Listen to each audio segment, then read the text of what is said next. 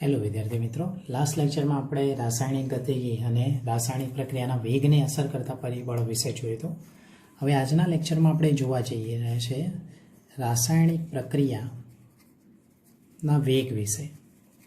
પ્રક્રિયકો અને નિપજો માટે કઈ રીતે વેગ શોધી શકાય એના માટેની આપણે ચર્ચા કરવા જઈ રહ્યા છીએ, એટલે કે રાસાયણિક પ્રક્રિયાનો વેગ કઈ રીતે નક્કી કરવો. તો તમને બધાને યાદ હશે કે કોઈ પણ પ્રક્રિયા થાય ત્યારે પ્રક્રિયકો અને નિપજો આ બેનો અગત્યનો ફાળો હોય છે. તો ખાસ કરીને દરેક વિદ્યાર્થીઓ યાદ રાખો કે આમની સાંદ્રતામાં વધારો અથવા તો ઘટાડાના આધારે તમે પ્રક્રિયાના વેગને અનુલક્ષી શકો છો. કઈ રીતે અનુલક્ષી શકો છો તો ધ્યાન આપવું. ફરીથી પહેલો પોઈન્ટ આપણે વિચારી શકીએ, કોઈ પણ એક પ્રક્રિયા ધારો કે લીધી, તો પ્રક્રિયા દરમિયાન, ફરીથી બોલું છું, પ્રક્રિયા દરમિયાન પ્રક્રિયકોની સાંદ્રતામાં વધારો અથવા તો ઘટાડો એના પર એક આધાર રાખતો હશે. અને બીજો પોઈન્ટ, પ્રક્રિયા દરમિયાન નિપજોની સાંદ્રતામાં વધારો અથવા તો ઘટાડો એના પર આધાર રાખતો હશે. ગયા લેક્ચરમાં આપણે ચર્ચા કરી ચૂક્યા સાંદ્રતામાં વધારા અથવા તો ઘટાડાના આધારે. પરંતુ ખાસ કરીને દરેક વિદ્યાર્થીઓ યાદ રાખો કે પ્રક્રિયકોની સાંદ્રતામાં શું જોવા મળશે આપણાને આ કેસની અંદર? ઘટાડો. અને નિપજોની સાંદ્રતાની અંદર શું જોવા મળશે? વધારો. તો આપણે અહીંયા આ બેની જ ચર્ચા ખાસ કરીને કરવી છે, કારણ કે કોઈ પણ પ્રક્રિયા લેશું એટલે આપણે કઈ દિશામાં કામ કરવા માંગતા હોઈશું તો કે પ્રક્રિયકોથી નિપજો તરફ. ફરીથી શબ્દ બોલ્યો છું, પ્રક્રિયકોથી નિપજો તરફ. તમે બંને કેસ વિચારી શકો એવું જરૂરી નથી, પરંતુ ખાસ કરીને આપણે પ્રક્રિયકોની સાંદ્રતામાં શું કરવો પડશે? ઘટાડો. અને નિપજોની સાંદ્રતામાં શું કરવો પડશે? વધારો. આ બે કેસ આપણે વિચારવું છે.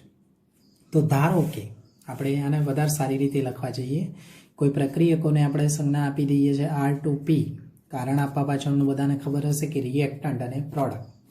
હવે આ જ પ્રક્રિયા માટે, ફરીથી શબ્દ બોલું, આ પ્રક્રિયા માટે મેં 1 મોલ લીધા પ્રક્રિયકો અને સામે 1 મોલ નિપજ પાડી, એટલે હું ફરીથી અહીંયા લખું છું 1 મોલ પ્રક્રિયક છે, સામે મને એમાંથી કેટલા બન્યા? 1 મોલ નિપજ બની. પરંતુ આ બનતી વખતે અલગ અલગ સમયનો આપણે અનુલક્ષી વિચારી શકીએ છીએ. કઈ રીતે? તો ધ્યાન આપવું કે પ્રક્રિયકો માટે હું પહેલાં ખાસ કરીને ચર્ચા કરીશ. તો દરેક વિદ્યાર્થી અહીંયા ધ્યાન આપો કે પ્રક્રિયકો માટે કઈ રીતે નક્કી થશે તો કે R1 એટલે કે T1 સમયે એની સાંદ્રતા કેટલી નક્કી થયેલી હશે તો કે R1 જેટલી હશે. આ બોક્સ દર્શાવવા પાછળનું રીઝન કે બોક્સમાં આપણે એને શું કહીએ છીએ? સાંદ્રતા કહીએ છીએ. એટલે કે પ્રક્રિયકોની સાંદ્રતા T1 સમયે કેટલી હતી? R1. અને એવી ને એવી રીતે T2 સમયે કેટલી જોવા મળશે? એની સાંદ્રતા R2 જોવા મળશે. ઓકે, તો બંને સાંદ્રતામાંથી હવે દરેક વિદ્યાર્થીને એક સરસ સવાલ પૂછવા માંગુ છું કે T1 સમયે જે સાંદ્રતા R1 હતી અને T2 સમયે જે સાંદ્રતા R2 હતી, બંનેમાંથી કઈ વધારે હશે? તો દરેક વિદ્યાર્થીઓ યાદ રાખવું કે શરૂઆતમાં સાંદ્રતા પ્રક્રિયકોની વધારે હોય, એટલે કે 100%. પણ જેમ જેમ પ્રક્રિયા થશે એમ એમ પ્રક્રિયકોનું શેમાં રૂપાંતર થઈ જશે? નિપજોમાં. એટલે કે સાંદ્રતામાં ઘટાડો થશે એટલે R1 મોટા હશે, R2 કેવા થશે? એના કરતાં ઓછા. હજુ પણ કદાચ કોઈ સમય લેવા માંગે તો જેમ જેમ સમય જશે એમ એમ પ્રક્રિયકોની સાંદ્રતામાં શું જોવા મળશે? ઘટાડો. ફરીથી શબ્દ બોલું છું, પ્રક્રિયકોની સાંદ્રતામાં શું થશે? ઘટાડો. તો આ એક વસ્તુ આપણને ખબર પડી ચૂકી. તો ફરીથી સમયનો ફેરફાર મારે અહીંયા લખવો હોય તો કઈ રીતે લખાશે? તો કે સમયનો ફેરફાર બરાબર હું આપી શકું છું ડેલ્ટા ટી બરાબર T2 માઇનસ T1. પહેલી આપણને આટલી ખબર પડશે. અને એવી ને એવી રીતે પ્રક્રિયકોની સાંદ્રતાનો ફેરફાર, તો સાંદ્રતાનો ફેરફાર આપણને કેટલું જોવા મળશે? ડેલ્ટા બ્રેકેટમાં હું આ લખી શકું, એટલે કે સાંદ્રતાનો ફેરફાર આપણે દર્શાવેલો છે એ આપણને કેટલું જોવા મળશે? R2 માઇનસ R1, એટલે કે T2 સમયની જે સાંદ્રતા માઇનસ T1 સમયની સાંદ્રતા. તો આ બે પોઈન્ટ દરેક વિદ્યાર્થીઓ યાદ રાખવા. કયો પહેલો પોઈન્ટ? 1 અને આ 2. તો આ પ્રક્રિયકો માટેની આપણે ચર્ચા કરી. તો હવે ખાસ દરેક વિદ્યાર્થીઓ માટે કે કોઈ પણ સામાન્ય વેગ તમે શોધવા માંગો છો, જેમ કે ફિઝિક્સની અંદર આપણે ચર્ચા કરીએ તો ફિઝિક્સમાં તમે વેગ કિલોમીટર પર અવર કાં તો મીટર પર સેકન્ડ આવા યુનિટમાં લો છો. તો એ જ વસ્તુ આપણને અહીંયા કરવી છે કે કઈ રીતે કે નિપજો અથવા તો પ્રક્રિયકો કાં તો કોઈ પ્રક્રિયા માટે મારે વેગ શોધવો છે. તો દરેક વિદ્યાર્થીઓ યાદ રાખવું, કોઈ પણ રાસાયણિક પ્રક્રિયાનો વેગ તમારે શોધવો હશે તો એનો શું થશે? સાંદ્રતા ભાગ્યા સમય. આ ખાસ વસ્તુ યાદ રાખવી દરેક વિદ્યાર્થીઓ. કારણ એટલા માટે કહું છું કારણ કે તમે ફિઝિક્સને અનુલક્ષો છો ત્યાં વાહનની ચર્ચા અથવા તો કોઈ પદાર્થની ગતિ માટેની ચર્ચા કરો એટલે એના સ્થાનાંતર માટેની ચર્ચા કરો છો, પરંતુ રાસાયણિક પ્રક્રિયાઓ ક્યાંય કોઈ સ્થાનાંતર નથી હોતી. તો એના માટે આપણે સમય સાથે એના સાંદ્રતાનો ફેરફાર, એટલે આમની અંદર રાસાયણિક પ્રક્રિયાનો તમારે વેગ શોધવો હોય તો કઈ કહેવાશે? સમય સાથે સાંદ્રતાનો ફેરફાર એ તમે નક્કી કરો તો કોઈ પણ રાસાયણિક પ્રક્રિયાનો તમે વેગ નક્કી કરી શકો છો. તો ખાસ કરીને દરેક વિદ્યાર્થીઓ માટે વેગના કયા કયા એકમ જોવા મળશે? તો સાંદ્રતાનો જનરલી આપણે એકમ લઈએ છીએ મોલ પ્રતિ લિટર, અને સમયના અલગ અલગ એકમ તમે લઈ શકો. સામાન્ય એક એકમ આપણે લઈ લઈએ છીએ સેકન્ડ. તો આના નાના પરથી આપણને ખબર પડશે mall, litre inverse, second inverse. તમે સેકન્ડની જગ્યાએ વર્ષ પણ લઈ શકો, દિવસ, કલાક, મહિના. ઓકે, તો દરેક વિદ્યાર્થીઓને પહેલાં એક આ સૂત્ર યાદ રહેવું જોઈએ. ફરીથી પહેલાં તો પ્રક્રિયકો માટેની આટલી ચર્ચામાં કોઈ ફેરફાર, કોઈને લોચા નથી. તો આટલી વસ્તુ પરથી એનો ડાયાગ્રામ બનાવવા માટે આપણે આગળ ચર્ચા કરીએ છીએ. તો વિદ્યાર્થીઓ ખાસ કરીને આ ડાયાગ્રામ ધ્યાનથી જુઓ. કોના માટેની આપણે ચર્ચા કરવા જઈ રહ્યા છે? પ્રક્રિયકો માટે. આપણે સાંદ્રતા વિરુદ્ધ સમયનો આલેખ લેવા જઈએ છીએ. તો ધ્યાન આપજો કે સાંદ્રતા વિરુદ્ધ સમયના આલેખમાં કેવું જોવા મળશે. તો અહીંયા ધ્યાનથી જુઓ કે ધારો કે એક આલેખ આપણે લીધો છે. ઓકે, ચલો અહીંયા આપણે શું લઈએ છીએ? સાંદ્રતા, અને અહીંયા સમય. હવે બંને જગ્યાએ શાંતિથી આપણે જોઈએ. તો શરૂઆતમાં તમે વિચારો કે કોઈ પણ પ્રક્રિયા થતી હશે. ફરીથી શબ્દ બોલ્યો, શરૂઆતમાં કોઈ પણ પ્રક્રિયા થતી હશે ત્યારે પ્રક્રિયકો કેટલા હશે? 100%. 100% હોવાના લીધે આપણે એનું ઇનિશિયલ પોઈન્ટ અહીંયા સ્ટાર્ટિંગમાં એટલે કે મેક્સિમમ એની સાંદ્રતા રાખીએ છીએ. ત્યાં નાલું એનું મેક્સિમમ પોઈન્ટ કેટલું રાખ્યું દીધું છે? તો કે R0. R0 એટલે કે ઇનિશિયલ કોન્સન્ટ્રેશન બોલી શકો અથવા તો પ્રારંભિક સાંદ્રતા બોલી શકો. હવે તમે મને કહેજો કે શરૂઆતમાં સમય કેટલો હશે? R0 વખતે આપણો T કેટલો હશે? તો કે 0 હશે. એમ વિચારી શકે. એટલે કે 0 સમયની સાંદ્રતા શરૂઆતની કેટલી જોવા મળી? R0. હવે થોડા સમય પછી જોવું તો કે દરેક વિદ્યાર્થી જોવું T1 સમય આવ્યો. તો T1 સમયમાં સાંદ્રતા કેટલી હશે? તો અહીંયા આપણે ક્યાંક નક્કી કરી નાખીએ છીએ કે શરૂઆતમાં T1 સમયે અહીંયા સાંદ્રતા આપણે લખી લીધી R1 જેટલી. દેખાતી હશે દરેકને. ફરીથી બોલું છું, કેટલી સાંદ્રતા નક્કી કરી લીધી? R1 જેટલી. ના દેખાય તો અહીંયા લખી નાખીએ. ચલો, ઓકે. પછી થોડો સમય હજુ ગયો તો T2 સમયની વાત કરી. તો T2 સમયે સાંદ્રતા આપણી અહીંયા ક્યાંક મળી છે R2 જેટલી. ઓકે, તો આવી રીતે સતત ચાલતું રહેવાનું છે. તો જેમ જેમ સમય વધશે એમ એમ પ્રક્રિયકોની સાંદ્રતામાં શું જોવા મળશે? ઘટાડો. એટલે કે ધારો કે 0 સમયની સાંદ્રતા કેટલી? R0. હવે T1 સમયની સાંદ્રતા માટે આપણે અહીંયા નક્કી કરી લઈએ. તો બંનેના પોઈન્ટને કનેક્ટ કરીએ છીએ. જોવું ધ્યાનથી. અને T2 સમય માટે પણ આપણે આવી રીતે પોઈન્ટ નક્કી કરીશું. તો દરેક વિદ્યાર્થીએ ધ્યાનથી જુઓ કે સમય સાથે સાંદ્રતામાં શું થાય છે? તો ઘટાડો. જો આ કર્વ્સ નીચે તરફ દેખાય છે. જેમ જેમ જેમ આપણે નીચે જઈએ છીએ એમ એમ થશે, પરંતુ આ સાંદ્રતાનો ઘટાડો એકદમ શૂન્ય થશે નહીં. કારણ એટલા માટે કે શૂન્યની નજીક જશે. આ ડાયાગ્રામમાં આ વસ્તુ પણ યાદ રાખવી ખરી કે સાંદ્રતા વિરુદ્ધ સમયના આલેખમાં એની સાંદ્રતાનું મૂલ્યમાં 0 ક્યારે નહીં હોય. કંઈક અંશ બાકી હશે તો શૂન્યવત કહી શકો છો, પણ શૂન્ય નહીં.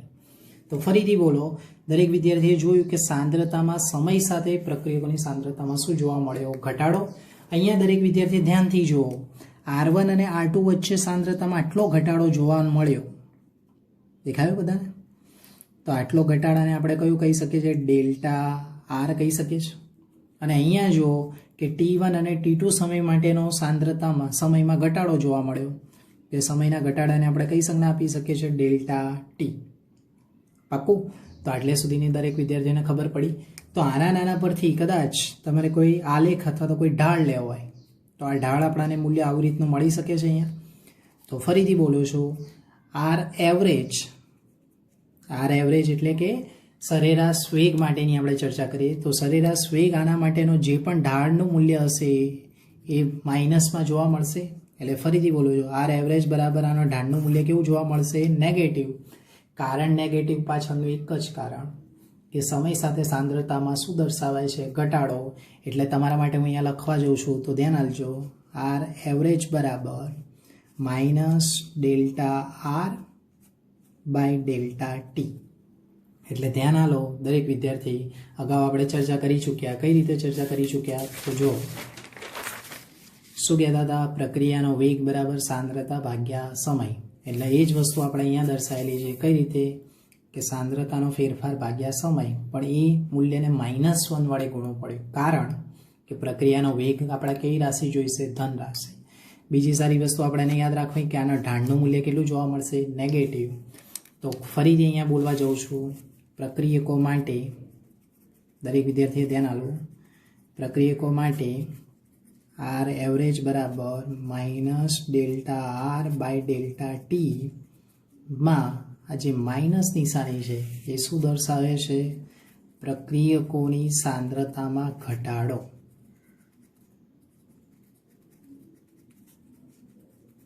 ઓકે, તો એક આ વસ્તુ યાદ રહી ગઈ. હવે આ જ સૂત્રને આપણે વધારે સારી રીતે લખવા જઈએ તો આર એવરેજ બરાબર minus delta R by delta T બરાબર માઇનસ બ્રેકેટની અંદર R2 સાંદ્રતા માઇનસ R1 સાંદ્રતા અને T2 માઇનસ T1. હવે દરેક વિદ્યાર્થીઓ કહેજો, તમે વિચારજો, R2 અને R1માં R1 મોટા હતા અને R2 નાના હતા, તો આનો જવાબ કેવો મળશે? માઇનસ. માઇનસ માઇનસ કેવા થઈ જશે? પ્લસ. એટલે કે આપણો વેગ તો આપણને કેવી મળશે? ધન રાશિ. તો યાદ રાખો કે કોઈ પણ વેગ રાશિ આપણે પ્રક્રિયકો માટે પણ શોધવા જઈશું તો આપણને કેવી જોવા મળશે? ધન રાશિ જોવા મળશે. તો એક આ સૂત્ર દરેક વિદ્યાર્થીઓએ કમ્પલસરી યાદ રાખી લેવું. આના બેઝ પર આપણે દાખલો ગણવા જઈશું આ ચેપ્ટરમાં. ઓકે, તો ફરીથી કોન્સેપ્ટ સમજમાં આવી ચૂક્યો હશે એવી અપેક્ષા. તો હવે વિદ્યાર્થીઓ આપણે યાદ કરીએ નિપજો માટે કેવું જોવા મળશે. તો ધ્યાન આપો. તો ફરીથી આપણે પણ એના માટે એ ચર્ચા કરી કે T1 સમયે નિપજોની પ્રારંભિક સાંદ્રતાની વાત કરીએ તો નિપજોની પ્રારંભિક સાંદ્રતા T1 સમયે આપણને જોવા મળશે P1 જેટલી, અને T2 સમયની વાત કરીએ તો T2 સમયે નિપજોની અંતિમ સાંદ્રતાની કદાચ ચર્ચા કરીએ, તે અંતિમ સાંદ્રતા આપણને કેટલી જોવા મળશે? P2 જેટલી. હવે તમારે મને કહેવાનું છે કે આ નંબર 1 અને આ નંબર 2 આપી દો, તો સમયનો ફેરફાર આના માટે લખવો હશે તો શું જણાશે? તો સમયનો ફેરફાર બરાબર ડેલ્ટા ટી બરાબર શું લખાશે? તો કે T2 માઇનસ T1, અને એવી ને એવી રીતે નિપજોની સાંદ્રતાનો ફેરફાર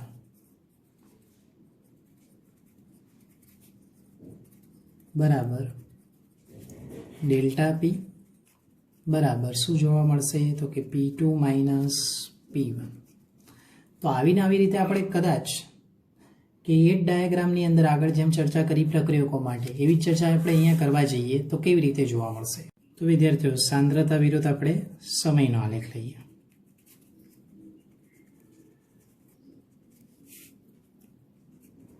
તો કઈ રીતે જોવા મળશે?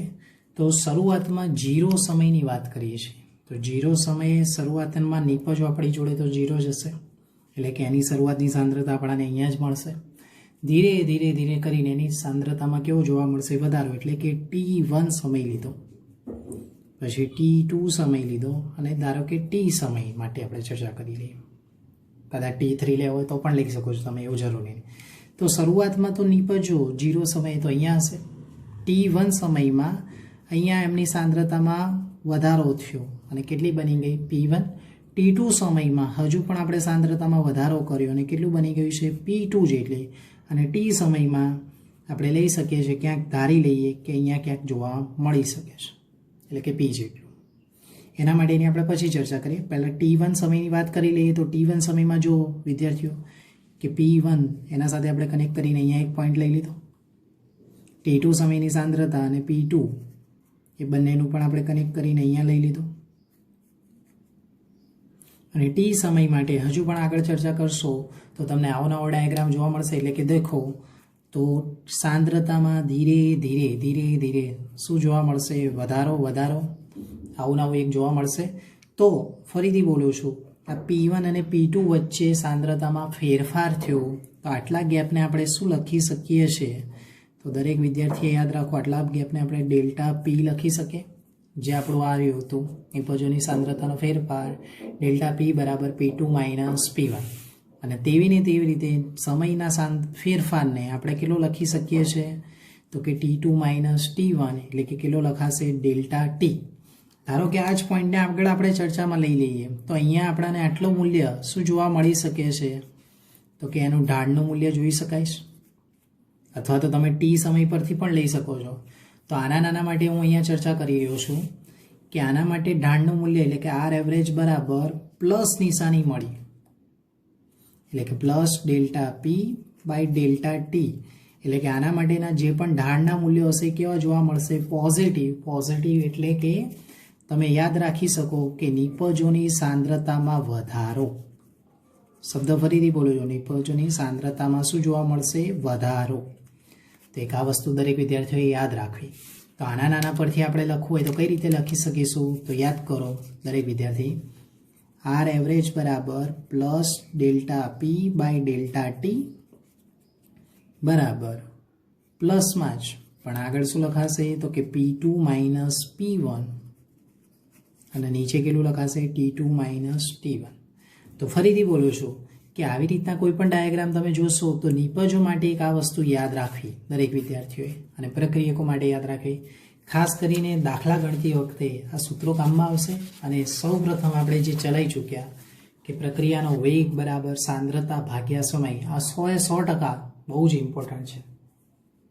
વિદ્યાર્થીઓ અંદર આ ડાયાગ્રામની અંદર યાદ રાખો. ધારો કે આપણે પ્રક્રિયકો માટેનો ડાયાગ્રામ લીધો છે, તો એમાં ધારો કે તમે T સમય લેશો તો અહીંયા તમને એક ઢાળનું મૂલ્ય જોવા મળશે, જે છે તમારું આર ઇન્સ્ટન્ટિયસ એટલે કે આર ત્વરિત વેગ. ફરીથી શબ્દ બોલ્યો, આર ઇન્સ્ટન્ટિયસ એટલે કે ત્વરિત વેગ. તો જો ત્વરિત વેગ આવશે તો આ ડેલ્ટા જે મૂલ્ય છે એને આપણે કઈ લખી શકીશું? તો કે માઇનસ ડેલ્ટાની જગ્યાએ આપણે કયું લખાશે? D એટલે કે માઇનસ dr બાય dt. તો એક આ વસ્તુ પણ દરેક વિદ્યાર્થીઓએ યાદ રાખવી. નિપજો માટેના ડાયાગ્રામમાં યાદ રાખવું, જો T સમયનો તમે ડાયાગ્રામ લેશો તો એના અહીંયા કંઈક ઢાળનું મૂલ્ય તમને જોવા મળશે આટલા ભાગની અંદર. તો એ ઢાળના મૂલ્યની અંદર એનું આર ઇન્સ્ટન્ટિયસ એટલે કે આર ત્વરિત વેગ તમારે શોધવાનું થશે. તો ડેલ્ટાની જગ્યાએ તમારે એનું શું કરવાનું થશે? એનું વિકલન એટલે કે plus dp by dt. Okay, તો આ D અને ડેલ્ટામાં ફેર છે, સરેરાશ અને એક ત્વરિત. ત્વરિત વેગ કેમ શોધવો, અથવા તો ત્વરિત વેગ શું કહેવાય? ફિઝિક્સમાં ઓલરેડી તમે ભણી ચૂક્યા છો, કદાચ ના આવડે તો પૂછો મને. તો વિદ્યાર્થી મિત્રો, આપણે જે પ્રક્રિયકો અને નિપજો માટેના જે ડાયાગ્રામ જોઈ ચૂક્યા છે એના આધારિત આપણાને 4.1 નંબરનું સારું એવું ઉદાહરણ આપ્યું છે, જેમાં ક્વેશ્ચન આપણાને કંઈક બ્યુટાઇલ ફ્લોરાઇડની પ્રક્રિયા આપી દીધી છે. પરંતુ એ સમીકરણ સાથે આપણે બધું બહુ સમજવાની જરૂર નથી, પરંતુ ત્યાં બે વસ્તુ આપણા માટે સારી આપી દીધી છે, એક તો સમય અને એક સાંદ્રતા. ફરીથી બોલું છું, સમય અને સાંદ્રતા. સમય સાથે તમે એક વસ્તુ અંદર નોટિસ કરવી જરૂરી કે સમય સાથે જુઓ, સમય વધતો જાય છે અને સાંદ્રતામાં ધીરે ધીરે ધીરે ધીરે કરીને ઘટાડો થતો જાય છે. તો આના પરથી આપણને આઈડિયા આવી શકે કે આ પ્રક્રિયકોની સાંદ્રતા હોવી જોઈએ. અને ત્યાં લખ્યું પણ છે કે C4H9Cl. તમે જોડે ટેક્સ્ટ બુક હશે તો એમાં તમે જોયું છે. તો ફરીથી બોલો કે સમય સાથે પ્રક્રિયકોની સાંદ્રતામાં ઘટાડો જોવા મળે છે. આખા ક્વેશ્ચનમાં મેં અહીંયા સમય લખી દીધા. હવે તમારે આનું સોલ્યુશન કઈ રીતે કરવું, તો એના માટે ખાસ અહીંયા જુઓ. તો તમે આવી રીતનું એક નાનકડું ટેબલ બનાવી દો, જેમ મેં બનાવ્યું છે કે પહેલો તો ક્રમ આપી દેવો, સમય R1 R2 ડેલ્ટા R અને ડેલ્ટા T. પછી શું કરવું એના માટેની આપણે ચર્ચા કરી રહી. તો પહેલાં તો ક્રમ ધારો કે મેં પહેલો નંબર આપી દીધો. તો પહેલો સમય મારો એટલે કે T1 એટલે કે મારો કયો કહેવાશે? પ્રારંભિક સમય કહેવાશે. અને T2 સમય એ કેવો કહેવાશે? એના માટે એની સરખામણીમાં અંતિમ સમય. આ એવી ને એવી રીતે T1 સમયની સાંદ્રતા આપણે કેટલી લેતા હતા? R1. અને T2 સમયની સાંદ્રતા કેટલી લેતા હતા? R2. ડેલ્ટા R બરાબર આપણે શું લખીએ છીએ? તો દરેક વિદ્યાર્થીને યાદ હશે R2 માઇનસ R1 અને ડેલ્ટા ટી બરાબર T2 માઇનસ T1. ઓકે, તો એ તો કન્ફર્મ જ છે આપણી જોડે. તો હવે અહીંયા ક્વેશ્ચનમાં શાંતિથી દરેક વિદ્યાર્થીઓ જુઓ કે આપણો સમય શરૂઆતનો 0 એ મારો કયો થશે T1, તો એની બાજુવાળો હવે કયો થશે T2. એટલે કે હું અહીંયા પહેલા નંબરમાં લખવા જાઉં છું T1 અને T2. તો જો અહીંયા જો 0 સમય, એની બાજુમાં 50 એ T2 સમય. 0 સમયની સાંદ્રતા તમે બધા ધ્યાનથી જુઓ તો કેટલી આપેલી છે 0.100, જે આપણે અહીંયા લખવી. અને R2 એટલે કે કેટલા લખાશે તો 50 સમયની સાંદ્રતા 0.0905. ડન. તો આટલો ફેરફાર થઈ ગયો. એના પરથી તમારે આ બે કોલમ બનાવી એ બની જશે. તો એનો આન્સર આપણાને જોવા મળે છે -0.0095. અને T2 માઇનસ T1 તમને ખબર છે 50 માઇનસ 0 કરીએ તો એનો આન્સર આપણાને કેટલો મળશે 50. આટલે સુધી દરેક વિદ્યાર્થીને ઓકે. હવે આના નાના પરથી આગળ આપણે એનો વેગ કઈ રીતે શોધી શકીએ. તો ફર્સ્ટ હું ફરીથી ચર્ચા કરું છું, આના વેગની માટેની ચર્ચા કરી લઈએ. તો આનો વેગ કઈ રીતે શોધી શકીએ. તો યાદ રાખો આપણે વેગનું સૂત્ર હતું -Δr/Δt. હું તમને દરેક કોલમ વાઇઝ આ વસ્તુ સમજાવવા માંગુ છું.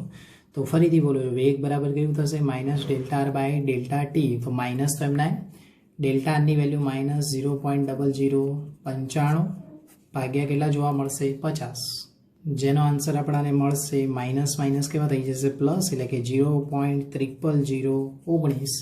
એટલે આપણે એને સારી એવી લેંગ્વેજમાં લખવું હોય વૈજ્ઞાનિક પદ્ધતિ પ્રમાણે તો 1.9 × 10⁻⁴. તો આ તમારો પહેલો આન્સર જોવા મળી ચૂક્યો. તો આવી રીતે તમે આખું એક ટેબલ બનાવી શકો છો.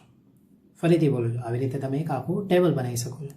તો આ જ દાખલાને તમારે આગળ કઈ રીતે ગણી શકાય, તો બીજા ક્રમ માટેની આપણે ચર્ચા કરી લઈએ. તો હવે બીજું શું જોવા મળી શકે. તો ફરીથી બોલું છું, બીજો ક્રમ મારે હવે લેવો હશે તો ધ્યાન આપવું દરેક વિદ્યાર્થીઓએ. આ સમય તો મારો પૂરો થઈ ચૂક્યો છે. ફરીથી બોલું છું, આ સમય મારો પૂરો થઈ ચૂક્યો છે. એટલે હવે આને ભૂલી જાઉં. તો હવે આ મારું કયું કહેવાશે T1. હવે આ મારું કયું કહેવાશે T1 અને એની બાજુવાળું મારું કયું કહેવાશે T2 કહેવાશે. ફરીથી બોલું છું, એની બાજુવાળું કયું કહેવાશે T2 કહેવાશે. આ T1 અને આ કયું કહેવાશે T2. તો ફરીથી બોલો, T1 ની જગ્યાએ મારે હવે ક્રમ લખવાશે તો કેટલા લખીશ 50. ફરીથી ધ્યાન આપવું, T1 ની જગ્યાએ મારે લખવું હશે તો કેટલું લખાશે 50 અને T2 ની જગ્યાએ કેટલા 100. 50 સમયની સાંદ્રતામાં લખવી હશે તો 0.0905 અને T2 સમયની સાંદ્રતા એટલે કે 0.0820. તો ફરીથી આને આ જ ડેલ્ટા આર માટે તમારે કયું કરવાનું થશે R2 માઇનસ R1.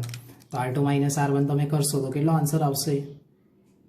તો એનો આન્સર આપણાને જોવા મળશે -0.0085 અને ફરીથી T2 માઇનસ T1 નો આન્સર કેટલો મળશે 50.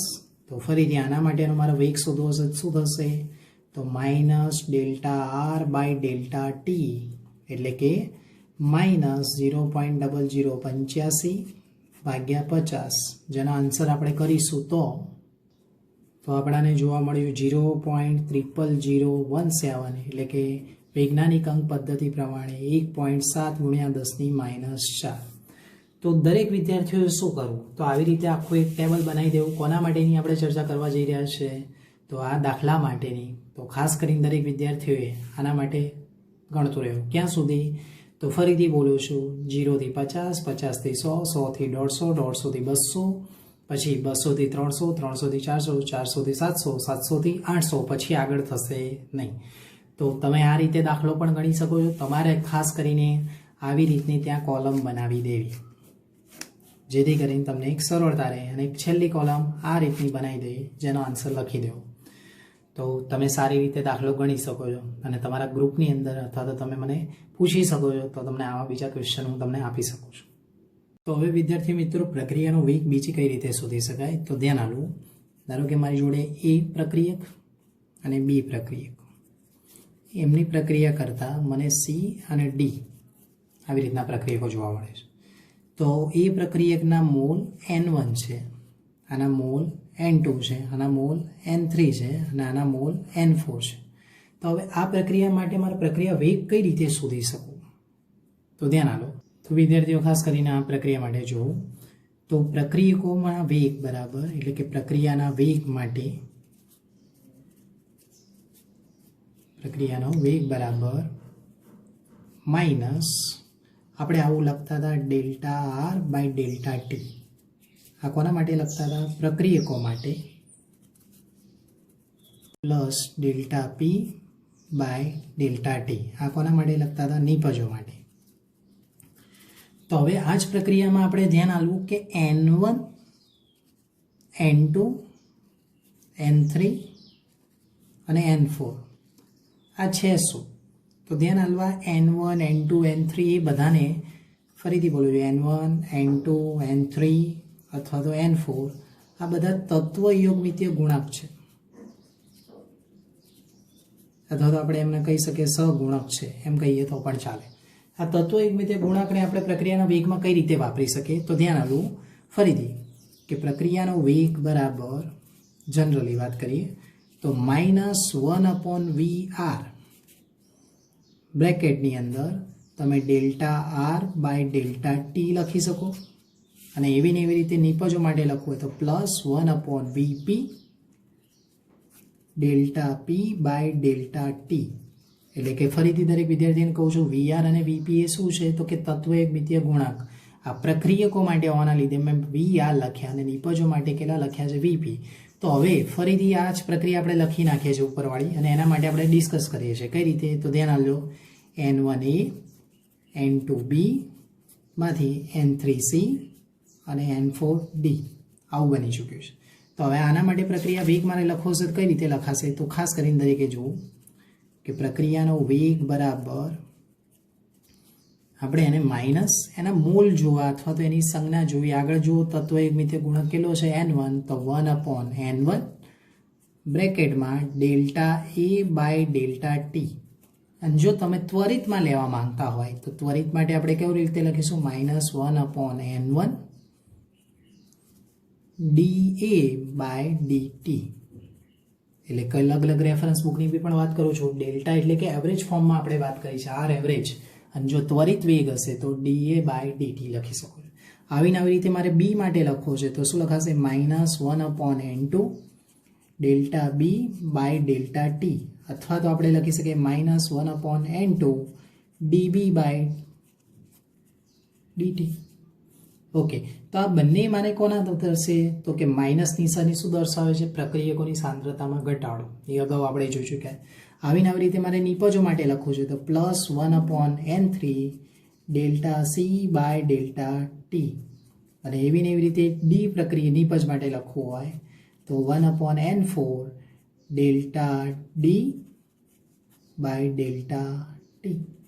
હવે આ જ સમીકરણને હું તમને વધારે એક સારા એક્ઝામ્પલ, એક કે અથવા તો બે એક્ઝામ્પલ વડે આપણે સમજવાનો ટ્રાય કરીએ છીએ, પરંતુ આટલે સુધી કોઈ વિદ્યાર્થીને તકલીફ હશે નહીં. વિદ્યાર્થીઓ હવે જોવું કે એને કંઈક નાનકડા સમીકરણ વડે આપણે સમજવાનો ટ્રાય કરીએ છીએ. ધારો કે મને N2 ગેસ, 3H2 ગેસ અને 2NH3 સામે નિપજમાં આપી દીધા. તો હવે આના માટે મારે એ પ્રક્રિયાનો વેગ કઈ રીતે લખી શકાય?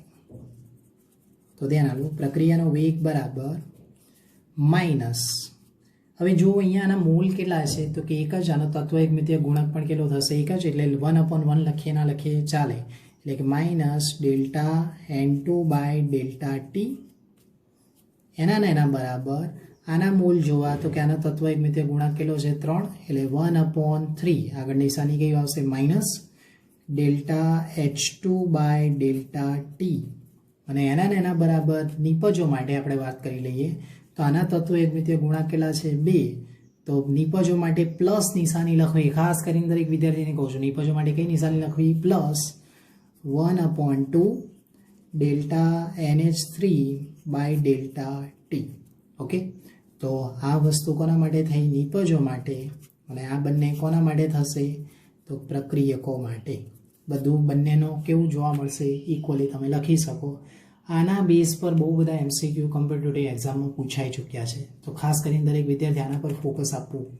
હજુ પણ એકાદું વધારે સારું એવું એક્ઝામ્પલ આપણે લઈએ જેથી કરીને આપણાને આ ટોપિકમાં સરળતા રહે.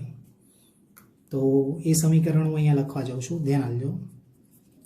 5Br minus plus BrO3 minus plus 6H plus gives 3Br2 plus 3H2O એક આ વસ્તુ જોવા મળી.